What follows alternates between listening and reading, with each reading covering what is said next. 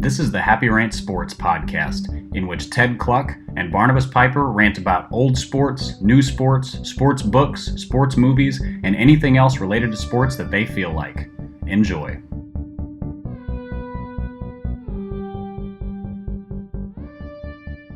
Hey, welcome to the Happy Rant Sports podcast. I am Ted Cluck, joined as always in studio by my good friend, my partner in sports radio, Barnabas Piper.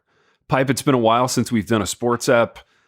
We have lots of things to talk about, and I'm excited to be doing this. It's always nice to talk sports and sports media and just like sports ideas with you.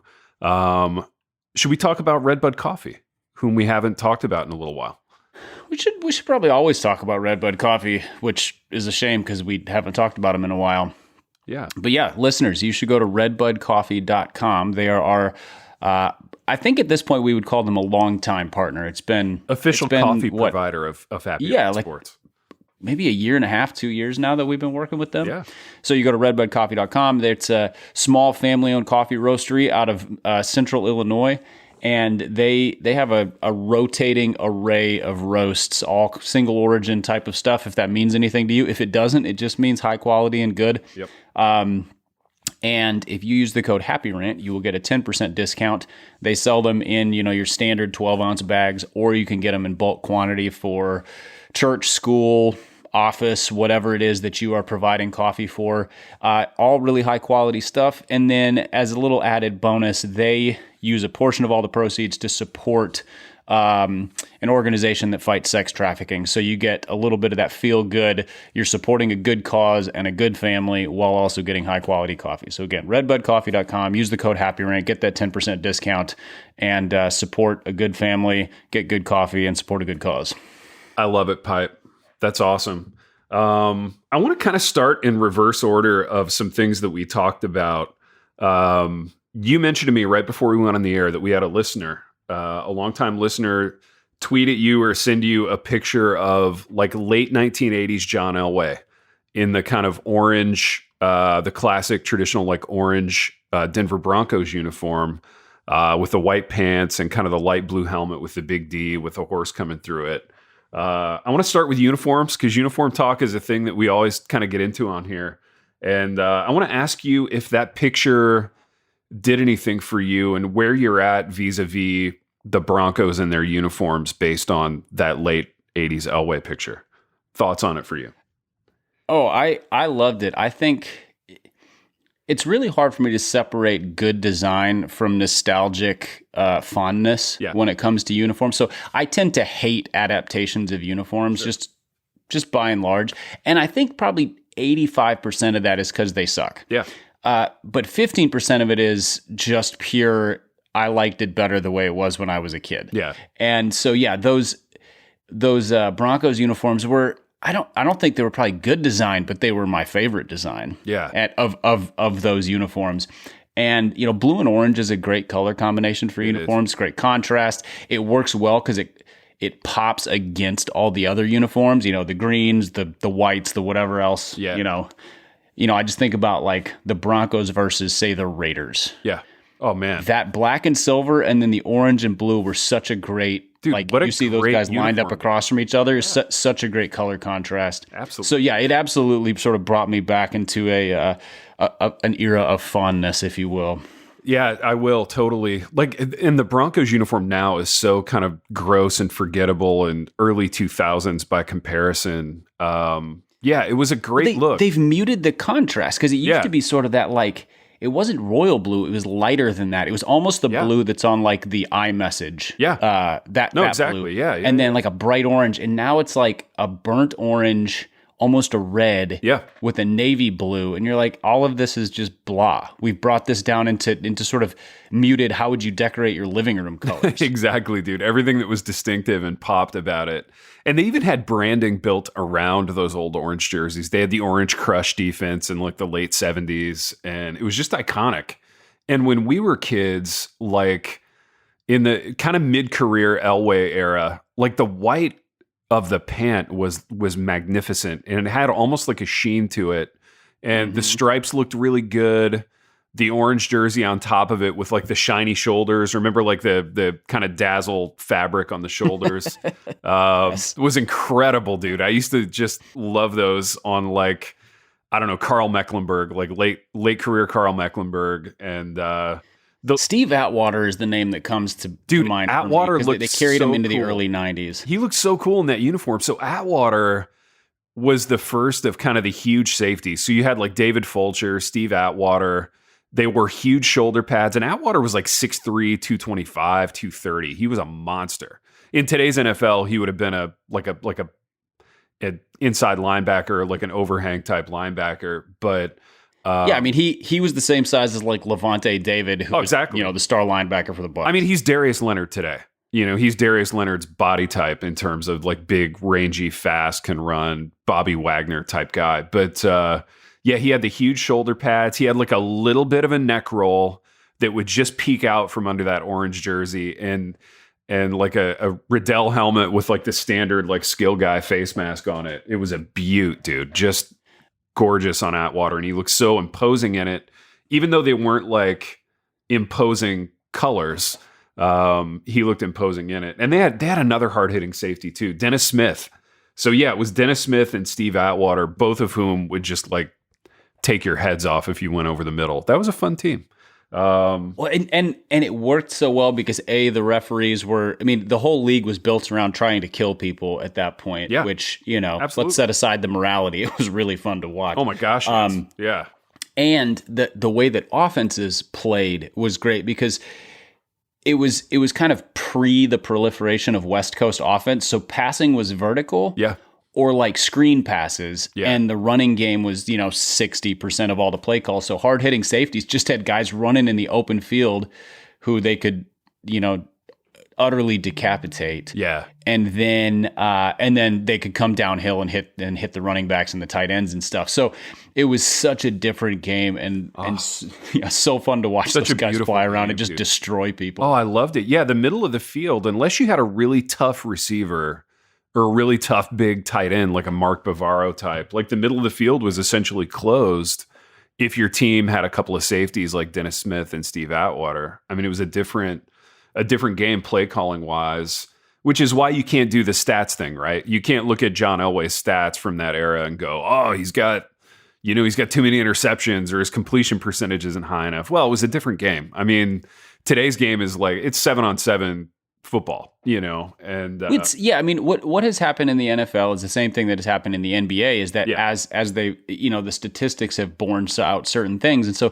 there's a reason why, like Larry Bird's all-time high of 3-pointers in a season was something like 80 to 100. Yeah. I mean, it was just over one a game.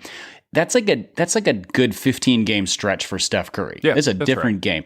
And so, you look at Elway and he would throw like 27 touchdowns and 18 interceptions. I'm like, well, that's because everything was an 18-yard out or something. Exactly. Like none of them were these kind of catering to the quarterback plays. Yeah, he was throwing seamers or outside the numbers on every play, which he could do because he had a cannon for an arm. But yeah, like it was a very different game back then. So shout out to our listener, and you texted it. Yeah, to I think it was Caleb Peterson who I sent you what he had shared with us. But just he said, can we get a mention of these uniforms? And then of course we couldn't help but go 8 minutes on why old school football was awesome. Dude, what a beautiful helmet too. That was just a great iconic helmet. And when they changed it, it looked like an arena football helmet. And it's the helmet that they're still using, and it's so forgettable. Yeah, they went to like a USFL or like NFL Europe style helmet with that like weirdo horse on it. Yeah, instead of the old school one with the iconic D horse coming out of the D horse, which makes sense with from being the Broncos. Yeah, yeah. It seems like teams have moved away from emphasizing the personality of their mascot. Yeah. Like Broncos are a thing that was, native to Colorado and also really cool. The Vikings, the Raiders, and now all of a sudden it's just sort of like it's branding, not sort of leaning into the personality of it, which is unfortunate. Yeah. Did we talk about how if I could remove one word from the American vernacular or sort of idea palette.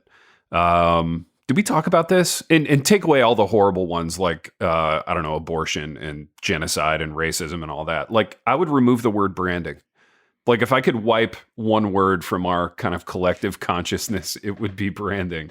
I think nothing good has come from it. Let me lean on this just for clarity. I'm inclined to agree. Yeah. Where does platform? Yeah. Is that an extension of branding or is that pre-branding? I don't know, man. Yeah, I feel like they're cousins. You know what I mean? They're like really close cousins. So yeah, it's really a family line that needs to be wiped out. I think it's a whole family line that needs to be wiped away for sure. I think you're right though in that the sort of and that uniform switch happened pre-Nike, so I can't blame Nike for it. But the kind of Nike-ification of the uniform, space has not been great overall. Well, the 90s were not good for uniform changes. Yeah, I would agree. There was the lot of purple, a lot of teal. Yeah. A lot of purple and black, like when the Ravens came in. Purple and black is a terrible color. Dude, the Ravens have never had a good uniform. That's a gross uniform team. Black is not a great uniform base. Yeah. Most of the time. The Raiders pull it off because they got that cool silver, but like no other black-based uniform works. The Jaguars look terrible with theirs. The Ravens look terrible with theirs, so forth. Even the Steelers, I think I love it because it's old school and like I grew up with it, but in and of itself, it's not great. So here's my Steelers thing. I've just like 15 seconds on the Steelers. Their uniform is fine. I think it could get 33% better if they just went back to like a blockier number font, like a Franco Harris era, or even like the Levon Kirkland, Chad Brown era, like blocky number font. I think the uniform gets 33% better. They've been doing this weird kind of mincy number font for years, and I don't like it. Yeah, trying to make. I mean, they're the Steelers, and they're trying to look sleek. Yeah, which is that's a bad deal. Yeah, you're the Steelers. Like you play in the snow. Just embrace. The one thing that they do consistently that helps their uniforms not fall into the utterly terrible. They always have contrasting pants. Yeah, that's true. Like the Ravens wear black jerseys and black pants, and they look like they're in a unitard. It's a onesie. It's a pajama. Yeah. Yeah, this is like interpretive dance waiting to happen, not exactly, not dude. Football. That's so true. Spoken like a man who has sat through a few dance recitals in his life. A few. Dude, I just survived my last one of the year, and congratulations. That's why Merry Christmas to me. Absolutely. Well, I want to play a game, Pipe. I want to go through each conference, and I'm just going to kind of zip through these, and we can go faster or slower on some of them. I want to play a game called the Minshew Index, and I'm going to lob some teams at you, and I just want you to talk about if they would be better or worse with Gardner Minshew at quarterback. Right. Yeah, I love Gardner Minshew. My love for Minshew is well documented on this program. I think he's very good. I hate to see him languishing on a bench when there are so many clubs that could use him. So we're just going to go through and play Minshew Index with some of these teams. I'm looking at the NFC South. Let's start with New Orleans. They're 7-7 right now. Better or worse with Minshew at quarterback? Better. I agree. I think they're better. He's definitively better than Taysom Hill, who's not a quarterback. Correct. He's consistently better than Jameis Winston, who on his good days is almost elite, but he has too many bad days. Here's an interesting one, and I agree with all that. Yeah, and definitely better than Trevor Siemian or whoever they've been rolling. Oh, yeah. I wasn't even counting him because once you get to third string, they're no longer quarterbacks. Here's an interesting one. This team is 6-8. It's Atlanta. I don't know that they're better with Gardner Minshew. I think they're about the same. I think Matt Ryan has actually done an admirable job in Atlanta this year to get them to 6-8. What are your thoughts on the Falcons? I don't think they're better. I think Matt, like if you put Matt Ryan on the Saints, they're probably, a 2 seed or something. I agree. He's still a top half of the league quarterback. Yeah. They've been injured. They have a new coach, which the scheme is not clicking, and they have minimal talent. Yes, that's right. They're very limited. 1.5 elite playmakers. That's not enough. Yep. No, that's right. Here's another one from the NFC South. Carolina. They're 5-9. It's been a disaster. The Sam Darnold thing has been a disaster, which I was wrong on. Yeah, that was a prediction that we both, I don't know if it was a prediction as much as we really wanted to see it work, but yeah, no, it has not. Yeah, no, it has not worked. So they're 5-9. I think they're better with Minshew. I think they're borderline a playoff team with Minshew. You know, they may sneak into the wild card with him because unlike Atlanta, their roster is really good. Like there's a lot of meat on the bone there in terms of interesting skill guys, pass rushers that can get after you defensively. Like they're pretty good at all three levels defensively. I don't know. I think Carolina is a lot better with Minshew. Yeah, I think he brings them up to the floor of like they just good. They're solid. You know, he's sort of what's the word or what's a good? He's sort of Jimmy Garoppolo-ish for them. Like I agree. Okay, if he's healthy, the rest of the team is good enough to to be a playoff level team. Let's go to the NFC North. This is going to get a little interesting. My team, the Lions, sitting at 2-11-1, kind of frisky. They've played hard the whole season. They got a big win this last Sunday. I was excited about it. I was also excited because it made the win against the Vikings look not quite so bad because they just beat the brakes off. I don't remember who they were playing, but it was a surprise. It was. It was dominant. It was a major surprise, and it was dominant, and it was super fun. It was the Cardinals. It was Arizona, who's very they're very streaky. Who has been good. Yeah, and they've been very good. So the Lions sitting at 2-11-1 with Jared Goff at quarterback. I think this is a 5 or 6 win team with Minshew, because so many of their losses have been so close. And Goff is like, he's kind of what you stereotypically want in a backup quarterback, which is like understands a system, plays everything conservative, but that means he never makes a play. Like he doesn't lift anybody. Minshew is going to do some crazy stuff. Like he's a little bit of a gunslinger, and I think for their team, given their limited talent, that's what they need. Yeah. So I agree. I think he lifts maybe not 5 or 6 wins, but like I bet they pull out a couple of those games. And the other thing about him, and this is, I don't know, you can't measure this. Yeah. His personality would lift team. Like they play hard, but he just has sort of an unreasonable swagger about him, and I think that'd be really good. Dude, that city would love him. He would be the mayor of Detroit if he even got that team to 6 wins. They would adore Gardner Minshew. I'd love to see it happen. There's been a little chatter about maybe him going there next year to compete with Jared Goff, because they're stuck with Goff's contract for another year, and then it gets and even if they get a high pick, there's no quarterbacks in the draft who are kind of at this point. Somebody's going to rise because that always happens, but nobody who they're like, oh, this is the next guy. Dude, the next Happy Rant Sports, we need to talk some quarterback projections for the draft, because I have thoughts on that, but it's too soon for it. All right, we're not going to talk about the Bears, because the Bears are a disaster. They're worse than Detroit. They're really, really disastrous. And you're not allowed to say an unkind word about Justin Fields, so we'll just skip over the Bears. So here's the thing. I am so sad for Justin Fields. Yeah.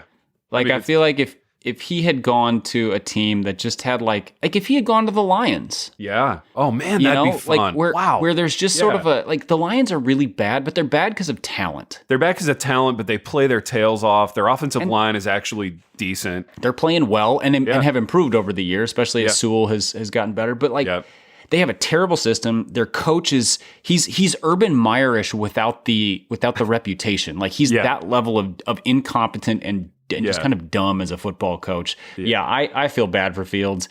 And because of their ownership, I have no confidence, confidence that they're gonna hire anybody to make that better. No, you're absolutely right. And the only silver lining in this for Fields is that he's gonna get looked at.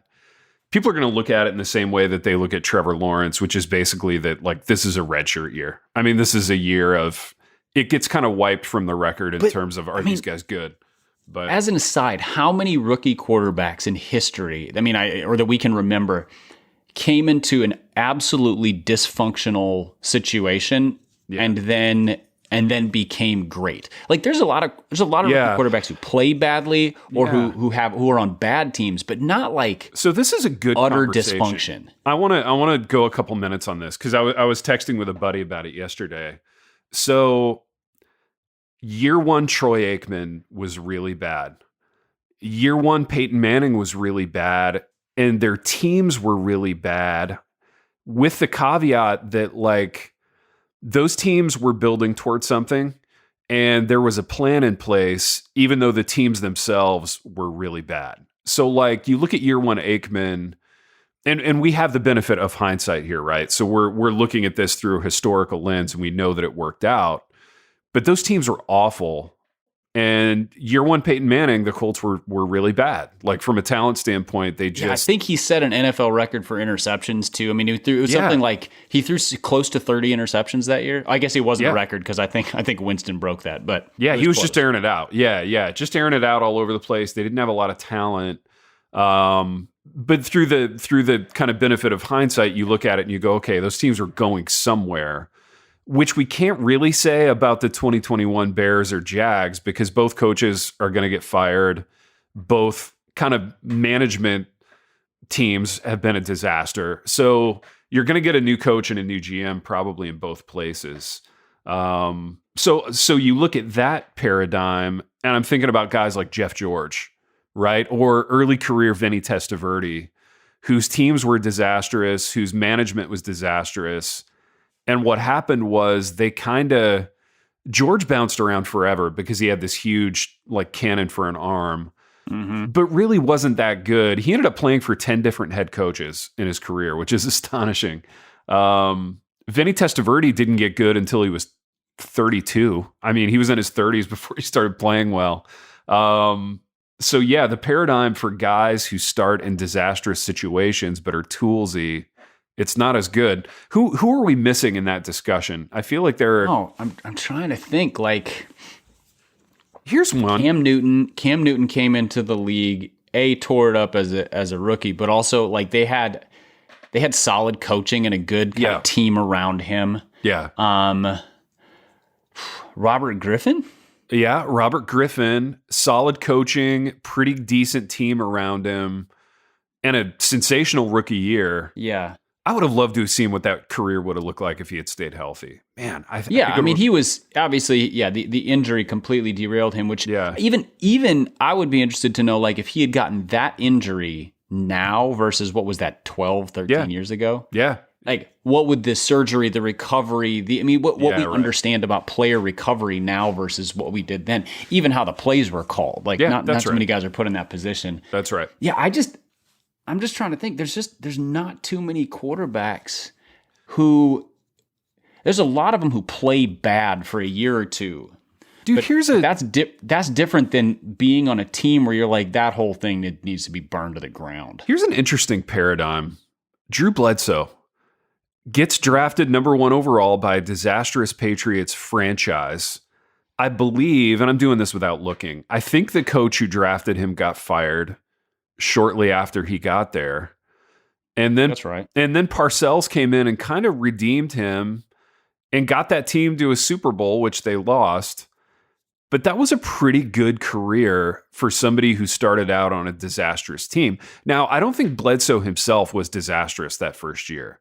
And he was a guy with like a big arm, pretty accurate, tough, teammates loved him.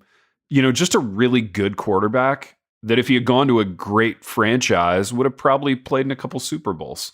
So that was an interesting career. I'm trying to think of other number 1 overalls quarterback. So I think Matt Stafford is probably the best that's a great example. One. I forgot that. I know. I'm just trying to think. I was trying to think because he was toolsy in a different way, like not the super athletic guy, but he was Jeff George-ish in terms of like huge arm, cannon for an arm, athletic, but not a runner. Yeah, and he played 10 years for an abysmal garbage fire. Yeah, abysmal franchise, and never stopped being good. Like he he was consistently a high performer as the team ebbed and flowed. And I don't know how many head coaches he's played for. He's probably at like 4 or 5 right now. Yeah, a lot. And, playing for the Rams, all of a sudden, like he still, he makes some mistakes here and there, but you look at it and you're like, oh, yeah, this is what it could have like. This is what it could have looked like for the last 12 years or 10 years or whatever it's been. With him playing a real offense with real skill position players and so forth. So I think he's a good example of a guy who was into a garbage situation and didn't completely fall apart. Yeah, that's right. That's a good one. Okay, I have a couple more in the NFC. So we're back to the Minshew Experiment. Back to the Minshew Index. Minnesota, 7-7. Are they better or worse with Gardner Minshew? This one is tricky to me. So I think their record is about the same. Yep. But the games look really different because Minnesota is 1 game away from breaking the all-time record for most one-score games. Yep.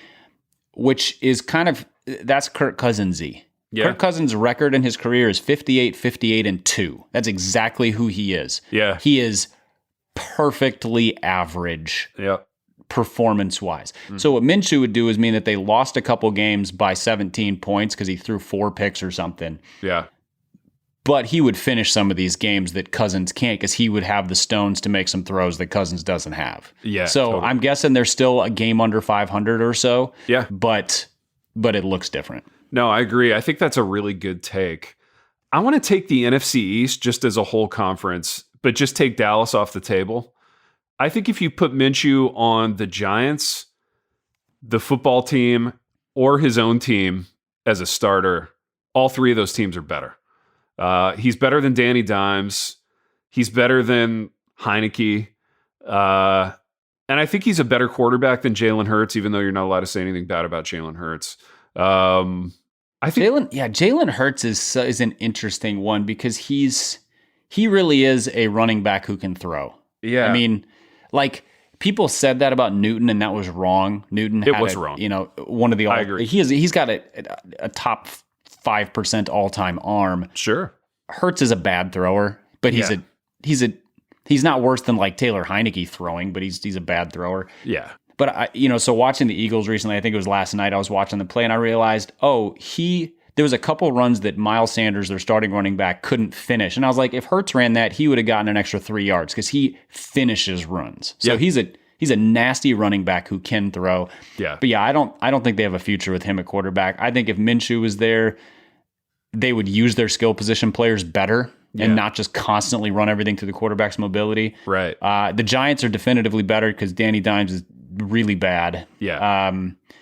The Washington Football Club, I think Minshew is Ryan Fitzpatrick. Yeah. Who was their starting quarterback before getting injured. Like, he's that guy. So that's not an insult. Fitzpatrick has played for like 14 years and had some really good stretches where he just tears it up, and then he's looked really bad at stretches. Yeah. He's always a borderline starter. He's always a good, like, 1 year gap guy. I think that might be Minshew for the next 10 years.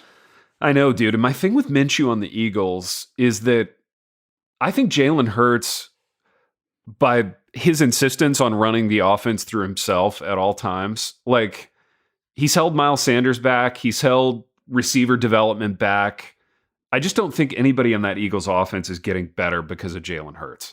And I think the inverse would be true if Gardner Minshew is the quarterback there. I don't know if their record is better, but their players are getting better. Okay, let's go. When I watch Jalen Hurts play, it reminds me of watching like a high school team, basically, who has a star quarterback. Yeah.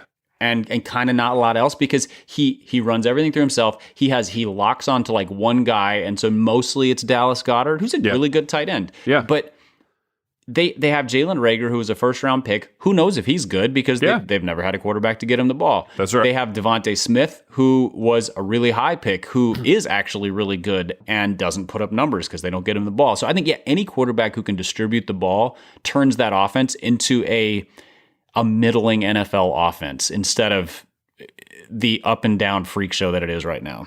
No, I totally agree. All right, we can go quicker through the AFC. AFC East, Patriots no, Bills no. Dolphins? No. I think Tua has, in the last 8 games or so, especially with all the injuries around him, has shown that he's He has. He's kind of he's a steady hand at the tiller. He is a prediction I got wrong because we were talking about who's sort of the Josh Allen breakout. Yeah. And I said I think Tua could be it, and he hasn't been. But he brought them from like everybody's getting fired 4 weeks into the season to playoff I agree. team. So let's do a minute on Tua. Like, I'm having a hard time. Where do we put his ceiling? Like, to me, he's gonna be better than Teddy Bridgewater's ceiling. But that being said, I still don't know where to put it. You know what I mean? You know what I mean by that? Where are you at on? When it's really hard to say because like their offensive line in their running game is so bad that he's just creating stuff out of like trash leftovers on offense. Yeah. I think he has the skill to be. Let's think of a good. He doesn't have the arm of an Aaron Rodgers or the elite guys. I think Phillip Rivers maybe. Okay, I like that. I was gonna say Baker Mayfield when Mayfield is right. I think Mayfield. Watching Odell Beckham go from Mayfield to the Rams and become 75-80% of his former self after 2 weeks tells me a lot of what I need to know about Baker. Like I am no longer in the Baker is any good category. I think they need to figure out a way to move on from him, but they're going to be in this tough spot of like, do we re-sign him? If they re-sign him, they're going to be in the Jared Goff situation. Yeah. I think Baker Mayfield is a more athletic Jared Goff. Yeah. No, I'm with you. That's a good take for sure. The Jets, it's almost not worth talking about. I mean, that team's they would be better with him, but so what? Like they have so many other things to fix. They what are they the 2-win team now, and they'd be a 3.5-win team or something. My take on the Jets is that they hired the wrong head coach. That was a bad deal. Are there any good defensive-minded head coaches besides? I mean, I was gonna say Bill Belichick, but like his offenses have actually been good. Yeah. But like any of the young or new hires in the last 5 years who are defensive guys. Brandon Staley, maybe, but I need to see more of the Chargers. Boy, do they keep blowing games? Yeah, exactly. That's where I was going with that. So Vic Fangio, Mike Tomlin. Historically, and he's been there for so long. He was a defensive guy, correct? Or was he? He was. He was a defensive backs coach for the Vikings. I think he went to be the defensive coordinator for the Steelers for like a year, and then replaced Cowher. But that's the thing is like he and Bell, like they are defensive guys, but they are happy to let somebody else run the offense. That's right. Like that's part of the reason why Mike Zimmer has been less successful in the Vikings coach because he keeps meddling in the offense, being like, we need to run the ball more, blah, blah, blah, instead of just being like, run your system, Gary Kubiak or whoever. Now it's Clint Kubiak, who's a lesser version of his dad. That's true. Dude, Vrabel is a defensive guy who's done well. They still haven't kind of had that definitive playoff run that you look for. Yeah. Which is interesting because their defense up until this year has been bad. Yeah, that's right. Under him. That's right. Their offense was with Arthur Smith as OC was the more notable feature. That's it. Absolutely. Okay, so more Minshew Index. Let's land the plane on this. AFC West. I think I'm taking all the incumbent quarterbacks in that division except on the Broncos. And I'm not sure he moves the record needle a ton for the Broncos. They're 7-7, like everyone else in the NFL. So NFC or AFC North, I think I put Minshew on the Steelers. Yeah, I think Pittsburgh falls in love with him. I think they're a game or two better in the win column. I do. Well, and the thing about the Steelers is they actually have good skill position players. That's and right. A quarterback who cannot take advantage of them. Oh, man, the Steelers are tantalizing from a skill position standpoint. My goodness. The rookie running back, the big receivers that can run, the tight end who's kind of frisky. I enjoy that team with Minshew at the helm. I think they may be even better than a couple more wins. They may be like a really fun team with Minshew at quarterback. The Browns are better with Minshew. The Browns are a better team. And that, again, that's like taking into account Baker Mayfield's health, all that stuff. But but even if Baker was healthy, like Baker has never shown that he can take advantage of good skill position players. Like if they had Gardner Minshew starting from the beginning of the season, I think Odell Beckham would not be gone. Yeah. And I think they would have a more explosive offense. Now they've had a ton of injuries and COVID and whatever, but like let's just assume moderate health, a couple missed games here and there for guys. Yeah, I think they're better. I think their offense is scarier. And yeah, I just more and more I'm unimpressed with Baker Mayfield. He's an NFL quarterback who's not ever going to be a star. Yeah, like he's a more fun and more watchable version of Kirk Cousins in that he is about a 500 quarterback. You know, he brings more to the table in terms of being a personality and being fun to watch, but like at the end of the day, they're very similar. Okay, AFC South. This one is interesting, dude. The Colts, I think I'm still taking Carson Wentz, but it's close. What are you doing with the Colts vis-a-vis Minshew? I think the Colts would be about the same because they know, like, if he's an improvement on Wentz, it's a marginal improvement. Yeah. I think what you would see is a few more big plays passing, a few more turnovers, and the offense would still basically run through Jonathan Taylor, which seems to be working just fine. They're sort of exactly. They're sort of. I do think if he was on the Colts, he'd be getting the Ryan Tannehill treatment, which was look at how efficient this guy is, and then Derrick Henry goes out, and you're like, oh, he's not actually good. That's yeah. You know, Jonathan Taylor and Derrick Henry are kind of two peas in a pod in terms of how they shape an offense right now. Yeah, that's right. The Titans. I think it's about the same. Yeah, I mean, like I said, Ryan Tannehill treatment. I think they're. I don't know. They're so boring, man. They are so boring. They have two players on that team who are fun on offense who are fun to watch, and neither of them are playing right now. So, and one of them is their left tackle. Yeah. I was thinking skill position players, but like they're just meh. They're really meh. They're really boring, and the Julio Jones signing was a bust. Well, that was a trade, and they gave up a fair amount for him. Atlanta is in a good position to begin rebuilding. Well, if they hadn't put all that money into Matt Ryan, like they probably should have tried to trade him too. But they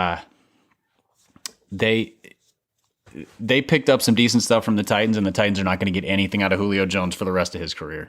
Yeah, no, you're right. That was a really prescient kind of forward-looking trade by Atlanta. Well done by them. Okay, I want to talk about a couple of kind of bigger issue or bigger picture like sports landscape issues. And we talked off the air about the fact that you haven't watched Man in the Arena, the Tom Brady documentaries, but I want to talk about. I hadn't heard of it until you texted me, and like I'm not a sports reporter, but I do tend to pay attention, and so I haven't heard of it at all. This is weird. This speaks to like I think just how different people watch TV, like functionally, and like what box you use and how you watch ESPN. So like we watch ESPN through an ESPN app, and we pay for ESPN Plus, which is like $4 a month. And I started paying for ESPN Plus like 7 years ago so that I could watch the CFL because they carry all the CFL games.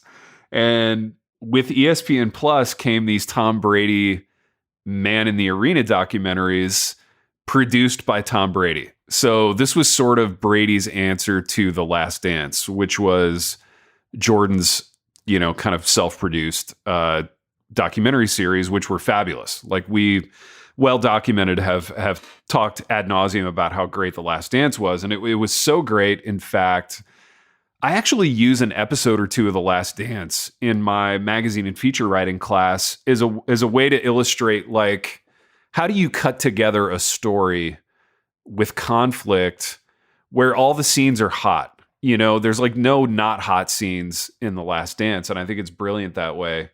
It's like a Wright Thompson feature, it just keeps you on the hook the whole way through.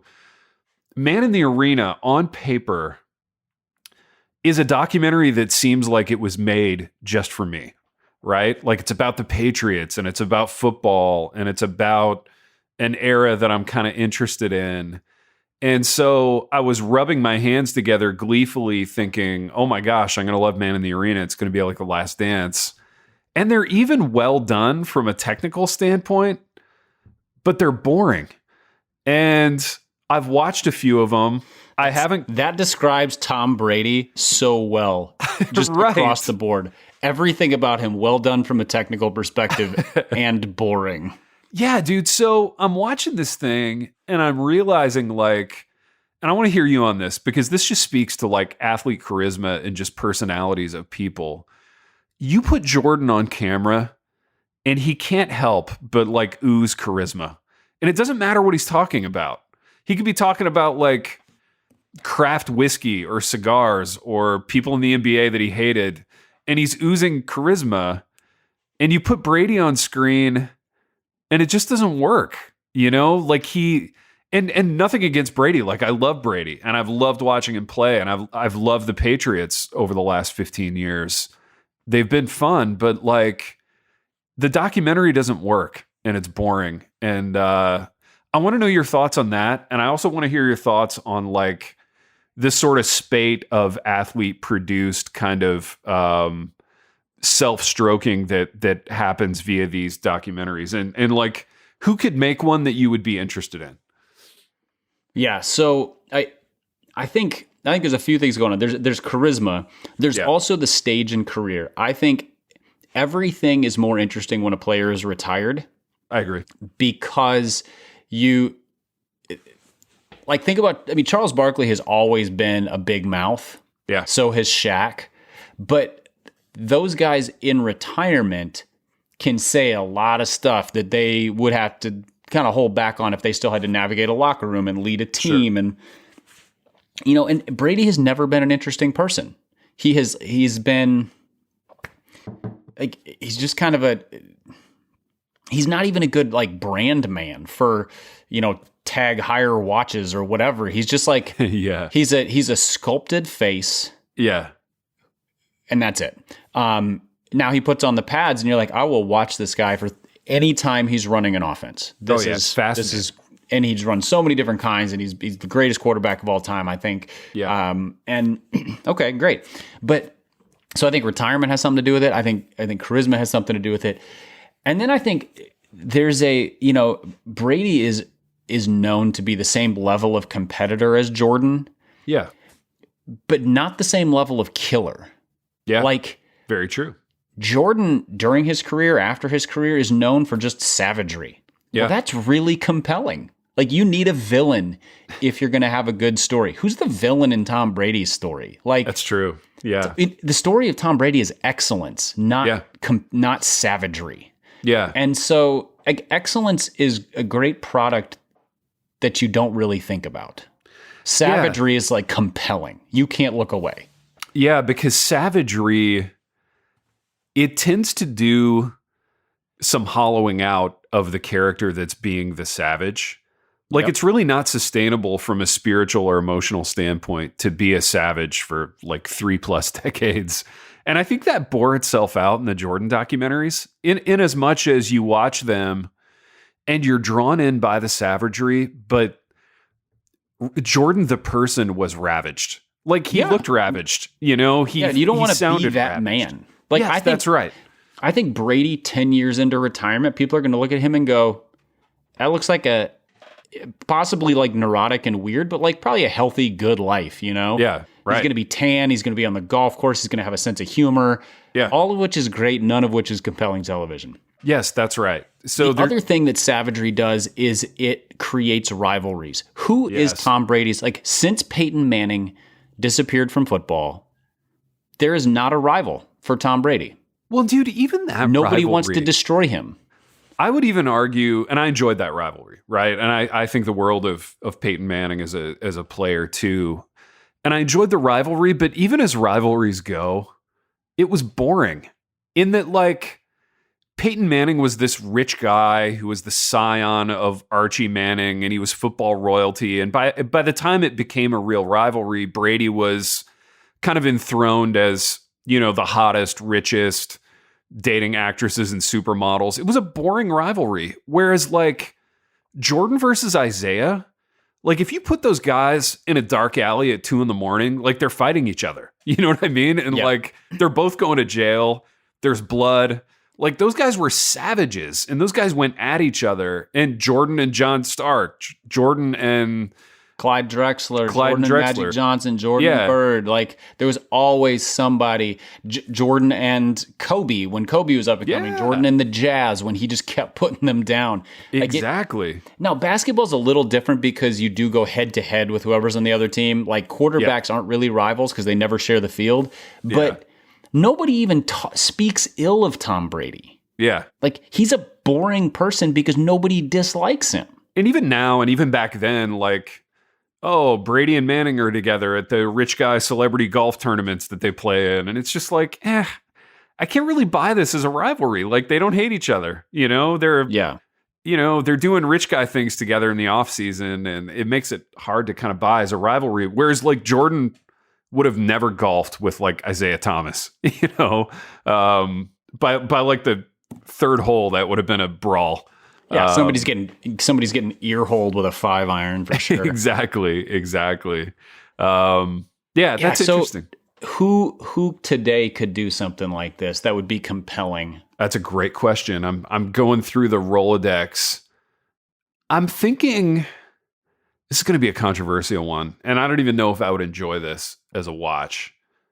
Aaron Rodgers, just because of all the weird diva. Like, maybe he's an a-hole, maybe his teammates hate him, maybe they don't. Like, there's been some good, like, drama and conflict kind of shot through the Aaron Rodgers experience. So maybe that one works. The thing about Aaron Rodgers is I don't even think Packers fans like him. Yeah, you're right. Like, Jordan's different because he was iconic, quite literally. But like, his fans loved him and his enemies hated him. Nobody likes Aaron Rodgers. The only person who likes Aaron Rodgers is Aaron Rodgers and, like, his accountant. Yes, so that's true. That's so true.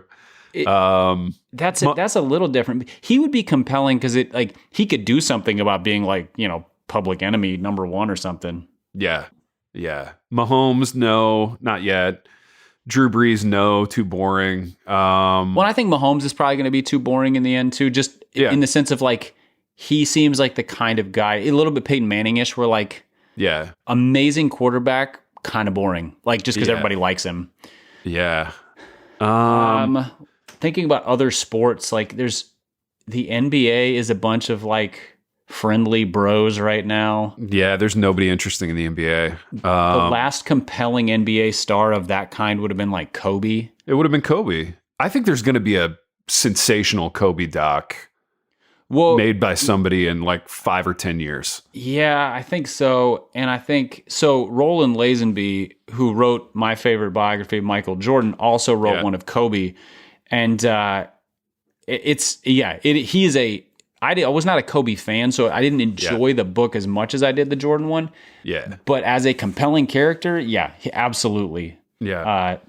Definitely. And I'm trying to think I think baseball is the sport where maybe there's some of that because there's so much more swagger in baseball now than there was 5 or 10 years ago.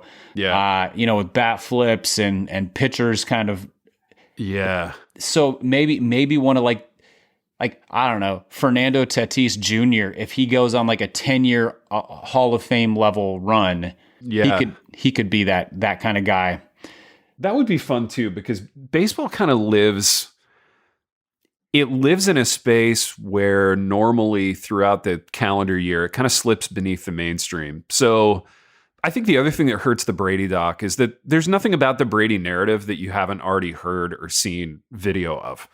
And whereas with the Jordan thing, there was all this kind of, like, delightful behind the scenes footage that you'd never seen before, and aspects of the story that, like, even if you'd heard them, you hadn't heard them at a deep level.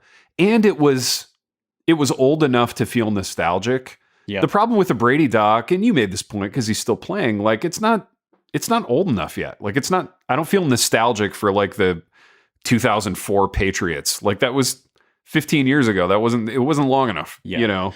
You know who could do a compelling documentary at retirement is Bill Belichick. Ooh, you're right, because dude. he was hated. He still is hated by many, although he's tipping a little bit into like, oh, okay. Like he's just earning the respect of everybody because he's not riding Brady's coattails. Yeah. He was cantankerous. Greg Popovich, same thing. Like they're great coaches, all-time greats. Curmudgeonly, crusty, pretty private guys, but you hear stories. Like you hear stories about like Popovich has this amazing, he's like a wine connoisseur. And throws these amazing dinner parties. And Belichick is apparently like a really great family man. Yeah. And you're like, wait, that guy who's never smiles and is not nice? Yeah. So the coaches might be the interesting ones at this point. Isn't it weird how like we live in such a youth-oriented culture, but the only people who would want to watch documentaries about are like 65. I think that says something. That's interesting that like the most interesting people on the sports landscape right now are coaches. They're old people. I don't know. I think there's a commentary there about the constancy of sports media and youth culture where... Well, and going back to that word you hate, branding, self-branding. That's right. Yeah. I mean, when every athlete has a shoe, kind of none of them matter. You know what I mean? And that's just one example. Real quick, Pipe, and I got to hop off the air here in a few minutes. Let's talk some NBA. We're at that time of year where I'm starting to look at Grizzlies tickets. I'm starting to care a little bit.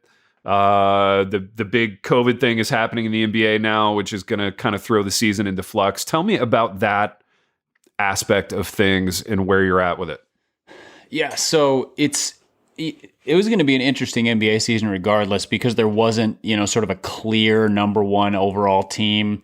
The Lakers were down last year because of injuries, and so they were, if LeBron and AD were healthy, they were going to vie for a conference title. The West is just wide open. Phoenix, I think, is the number one seed right now, but there's a number of good teams. The East was more loaded than it has been in a long time. So anyway, it's going to be a real interesting season. So many awesome star players. And then in the last 2 weeks, every team has a number of guys on in whatever they call them, COVID protocols, which nobody understands. Because now they have levels of protocols because it's like, are you vaccinated? Are you not vaccinated? Are you boosted? Were you a close contact? Were you, was it a false positive? Was it a real positive? How many positive tests and so forth? So whatever. I don't know. I don't want to get into all that.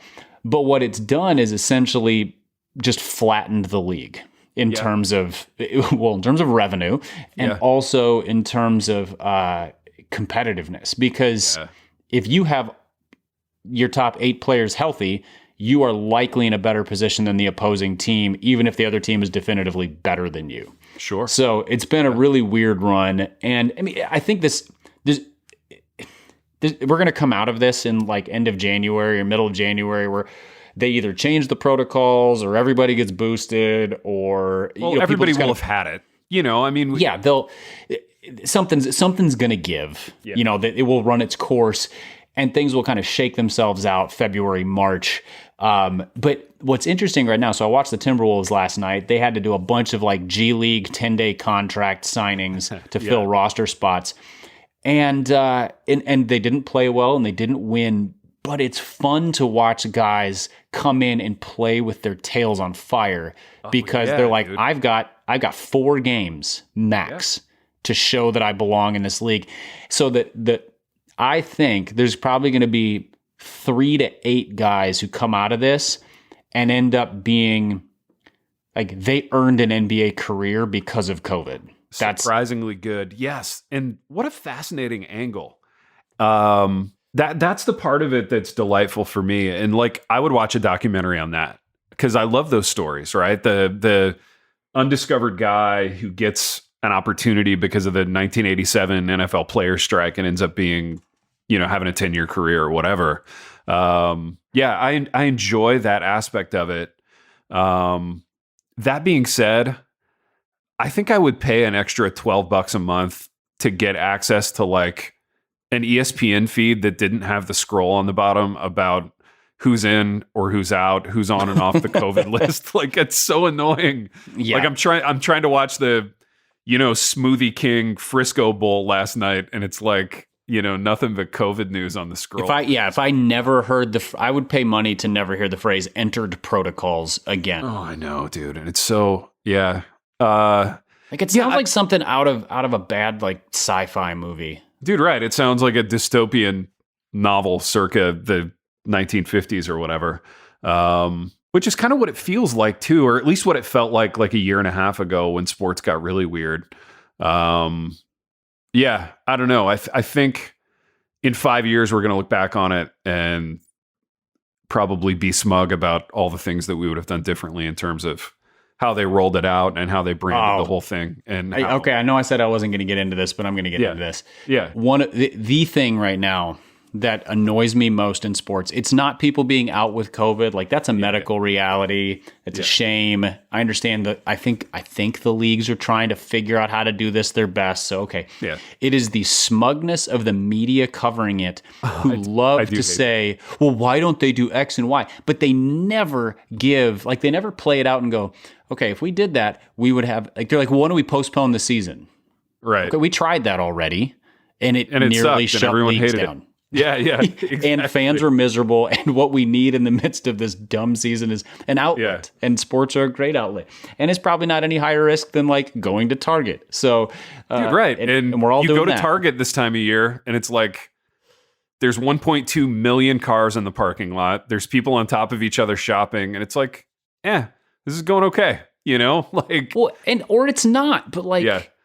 We tried the shutdown thing, and I think probably it was the right thing to do, but also it's not ongoingly the right thing to do. I think really what it is that people are freaked out, and especially, to bring a more Christian perspective into this, those who do not have sort of the baseline of, I'm just kind of trusting the Lord through this weird time, are so panicky that they're kind of maniacally thrashing about for solutions, none of which are actually solutions to a problem that's much bigger than sports, and it's much bigger than anything that we can solve. But just from a sports media perspective, the sort of smugness of like, well, how is the league handling this? Adam Silver should be doing X and Y in the NBA. It's like, right. Adam Silver doesn't know what to do. And neither does Fauci when it comes to how to handle sports. Like they're all just giving their best baseline understanding of this stuff. No, you're right. You're so right. And that actually reminds me of a sports media theory that I've been wanting to bounce off you for a while, which is I think at the root of everything that you just said vis-a-vis sports media is the idea that a reporter, let's say a radio guy, like, so you turn on the car, it defaults to sports talk radio. There's probably two guys like talking about COVID. They have to come out of it looking like a good guy. And I think that's fundamentally different than what sports radio looked like 20 years ago. It's kind of like early sports radio, you could look like a scumbag and you were even kind of supposed to. Whereas like in 2021, it's like, guys are firing off their hot takes about Aaron Rodgers or whatever, but they always have to add the kind of footnote that like, well, I really do care about player safety and, what's the league doing about it? And it's like, you're a sports talk radio guy. Just be a scumbag. Like nobody's expecting you to look like a big sweetheart, like a third of the time, you're on this level of sports media that nobody respects anyway. You know what I mean? It's not like nobody's looking at sports talk radio going like, wow, David Halberstam lives here, I mean, it's the short order cook at like, Ma's Diner in West Michigan, who's like, so I decided to do like a kale strawberry salad as a side for lunch today. And people are like, what? I just want fries, man. Like, right, I want a burger. This is not your job. Go somewhere else. Dude, right. So it's like, I'm going to fire off my hot takes for 45 minutes and sound like an a-hole. But like, for the last 8 minutes, I got to make everybody convinced that I'm a big sweetheart vis-a-vis COVID. It's just weird. I don't like it. And so, speaking, I agree with you completely. Can we back up to player safety in the NFL? Go. I hate watching games where referees are featured. Oh, and that's the been emphasis the story on player safety. Yeah. means that the referees are the stars of every game to the detriment of everybody playing and everybody watching. Yeah. 100%. Okay, let's understand that at a basic human level, safety is good. Sure. Is it fair to say that like somebody who signs up to play tackle football at the NFL level is basically signing a waiver that says, yeah, I don't care about safety. Like, I'm not here to be safe. Yeah. Every discussion of player safety in the NFL is disingenuous to me. It's all nonsense. Oh, this is so good. And this could be its whole own episode. And as someone who's played football and signed up to play it my entire life, I can say definitively that it's one of the least safe things that a person can do. But yet, to our earlier point, this is one of those conversations that I could very easily twist in order to like look like a big sweetheart and make you look like an a-hole, which I won't do because I agree with you for one, and you know, secondly, I'm not interested in making you look like an a-hole, but like it is one of those conversations that just gets massaged, right? And it's like it comes up on secular sports talk radio, and it's like two guys trying to outdo each other in terms of who cares more about the players, when in fact they both know in their heart of hearts it's a very dangerous thing, right? So I think where I fall on this, and this is where it gets weird because we're talking about spectrums of things or scales of things. For the most part, I like the idea of making training camp less brutal. Let's start there, right? Yeah, so I Yeah. like the idea of fewer padded practices in training camp. Okay, this is good. You don't need to be beating each other's brains out for 5 hours a day under the hot August sun with no breaks. Okay, so that's good. That's a good player safety thing. I think by and large, you know, taking out the helmet to helmet kill shots across the middle, as much as I love those, like as a viewer in the 90s, like I think taking that out is a good thing, or trying to, but it's gotten so ridiculous with the subjective nature of like the targeting stuff. Yes. Or and what the constitutes, the ejections drive me crazy. So what constitutes roughing the passer pipe is a very subjective. Like, so you'll get a referee who calls it, and I saw this in a college game last night, where like the quarterback releases the ball, the pass rusher takes like a step and a half and like contacts the quarterback with his hand, the quarterback flops down, and it's roughing the passer. And it's like nobody's getting hurt on that play. You could run that play 1,000 times and the quarterback's not getting hurt. And so it galls me, like it really kills me that those roughing the passer penalties are getting called now. Yeah, and you're right. I feel like the penalties that are the dumbest are the ones that you look at and you're like, it is like by definition and in vocabulary, it doesn't make sense. Targeting. Yeah. We're going to how do you like? You guessed. You don't know if he was targeting or if he was trying to hit the guy in the chest and the other guy went low too, because that's what you do in football. And then it was helmet to helmet. Roughing the passer. It can't be roughing the passer if it's not rough. Yeah. So when my arm flies by and hits the back of his helmet as I'm, rushing from the backside, okay, that's neither rough nor it's not the penalty. Like so that kind of stuff drives me nuts. And when I say all conversations of player safety are hypocritical, I'm talking about at this grand level of like, can we just acknowledge that this isn't just a contact sport? This is a game of violence. It's a savage, brutal sport of pain. I mean, that's just what it is. And it's chaotic. So like boxing is a violent sport, but they figured out that like their rules are pretty defined. It's basically like you don't hit below the belt.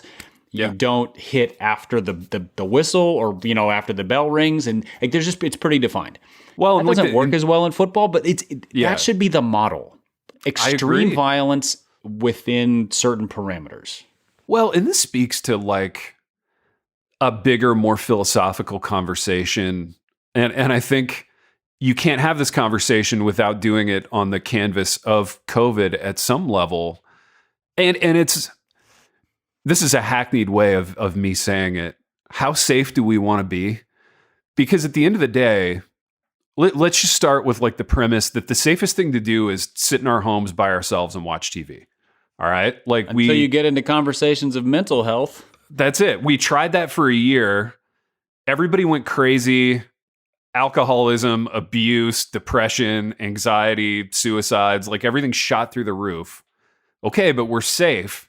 All right. Nobody's driving their cars. I'm not getting in a car wreck if I'm sitting on my couch. I'm not.